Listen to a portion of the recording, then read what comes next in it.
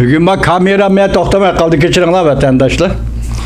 Endilikdə bir iki ağız söz qılaylı, hörmətli vatandaşım. Bugün çislaq 2021 yıl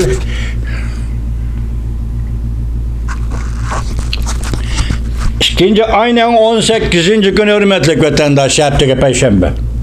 İki gəliyim söz. Bugün 2-3 gün oldu.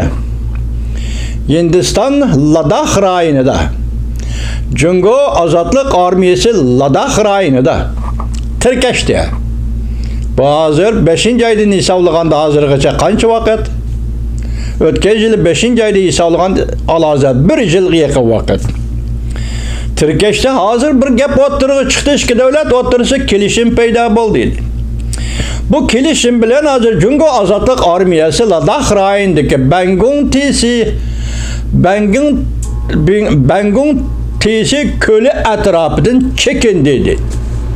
Sebep nimada hörmətli vatandaş? Ben bunun xilma-xil sebep görüstülmeymen. Ben sizlerle leksiya sözde otkan adam üzem heyran bulup sizge sual koyuvatıma vatandaş. Siz Jungo Efendi Bangung Tisi Kölü etrafıga kirdiniz. Hindistan çeklep durgan, igellep durgan, kontrol kılıp durgan rayonga bösüp kirdiniz. Bu yerde harbiy aslahalar kurdunuz. Pilimut potayları, zembrek potayları kuruldu. Hatta bu yergeci taş yol yasaldı. Tankı maşinalar haydap verildi. Bangung Tisi Kölüge hatta katır harbiy kemiler selindi. Hoş. Siz bu zimini mening dediniz Jungoluk Efendi bugün nemişqa çekindiniz? Aralıqda hiç qanday xalqaro besim bolg'uni yo'q. Amerika bir qatim aytdi ki biz sizlarni kelishtirib qo'yaylik dedi, lekin harakat qilmadi. Hech qanday besim bolg'uni yo'q. Yoki Rossiyadan yoki Amerika tarafdan Jungo Hindiston chegarasi masalasi hech qanday bir besim bolg'uni yo'q. Shundan hay Jungo Kompartiyasi Hindistonda nemişqa çekindiniz? Men bununla hayranman. Bu zimin mening deb turib, egizdan chiqarib turib, bu yerga harbiy bazalar va harbiy aslalarni qurib turib, urushga tirkishib turib, Hindiston armiyasi bilan so'rkilib turib, anglashlar qaraganda 40 tak azadlık armiyani qurbon berib, mushunday ahvol ostida, ya'ni siz demişqa Bangung Tisi Kölü Ladakh rayonida chekindingiz. Hindistan çekindi, endi kelishim imzolabsiz.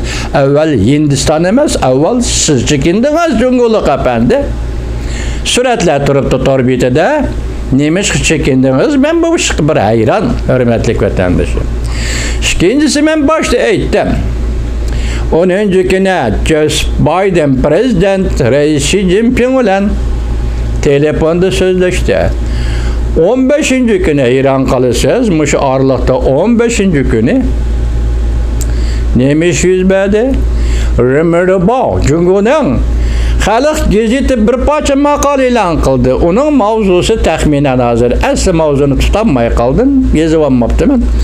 Taxminan bundaq. Amerika Jungo hamkorlashib ish qilamiz.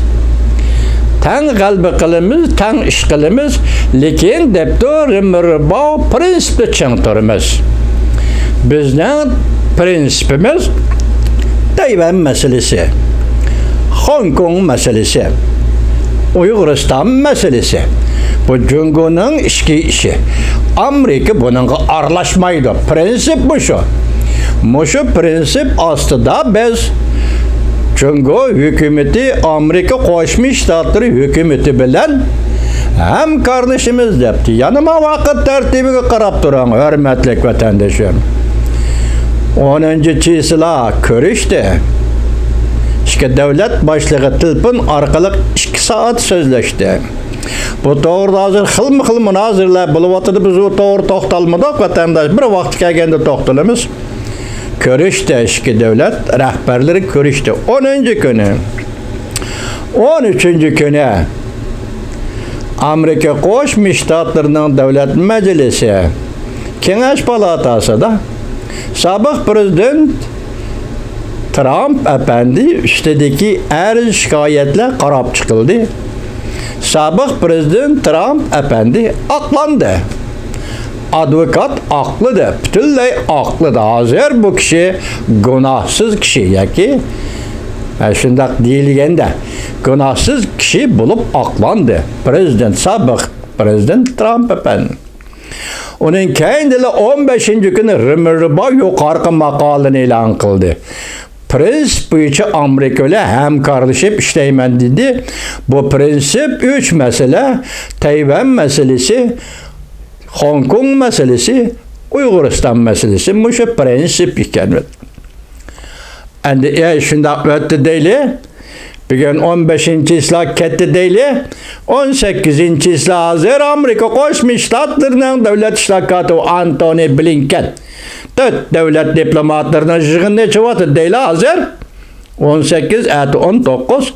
Prezident Joe Biden 7 devlet güruhunun devlet başlıkları bilen ekran jığını açıdı. Hazır biz sizlerge anlatkan leksiyimizi nemini gördük. Dikkat kıldınız mı hürmetlik vatandaşım? Bunun mavzusu ne mi? Amerika Koşmuş Ştatlarının prezidenti Joe Biden. Cungo'nun Hristiyanlarını 7 devlet güruhu yığınının gün tertibine elip girdi. Bu mavzuğa dikkat kılın hürmetlik vatandaş. Meyli bunu Cungo hükümeti başka şekilde yaki Cungo Peres, Duvit orbiti başka şekilde esin, başka maksatı koysun, yaki simvollu koysun, yaki del yüzünü oturup koygan bolsun. Lekin mesele şundak bolsa, yazılgan haberinin mavzusu şunda oturup koyulgan iken, siz bilen biz şu bu içi tahlil kılımız hürmetlik vatandaş. Bu objektif tahlil bunu da. Şunak bir ahir neme dedi? Angliyanın veziri Boris Johnson neme depti? Biz bu katımki yığında Cungo'ga takabıl turuş birleşmiş stratejisi tüzüşünü planlavatımız. Demek bu burunki gap. Yığın ateşçilidir. Ben bu yığın doğrusu sizge başta ettim vaziyet doğrusu aytkanda bu qarallik yığın bu her yılı 6-7 ayda açılgan qarallik yığın. Neymiş ki bu katın bu tuyuksuz işkince ağı düşüp aldı ben buna hayran vatandaşı. Neymiş ki bu şarlıkta ben Gong Tiso külüdün Cungo azatlık armisi çekindi. Ben buna hayran ben vatandaşı. Ben bizem cevap veremegendiken ben bizem hayran dedim vatandaşlığa taşladım bunu. Endilikte hazır muşu iş bu içi bulduğum bolsa mesela Boris Johnson Angliyanın veziri Cungo meselesi yaki Cungo'ga takabıl turuş bu katımki 7 devlet jığını elip kerelediken yaki mavzu koyulgandak hazır Cungo'nun Hristiyan meselesini yendi 7 devletin gün tertibi 7 devlet jığının gün tertibi elip kirdiği işken hürmetlik vatandaş muşu işlada endi biz nemi deyimiz hazırtaki kelime de o. Bunu perez kıyas kılgıl bulmaydı. Bu ete neticesi ete çıkıdığan gap. Ete çıkıdı birleşim bayanat ilan kılamdı. Yaki birleşim vakitli kanun ilan kılamdı. Kanun layığa ilan kılamdı. Oturluk şundak dedi o. Mundakta Cungo'nun Hristiyanları neme?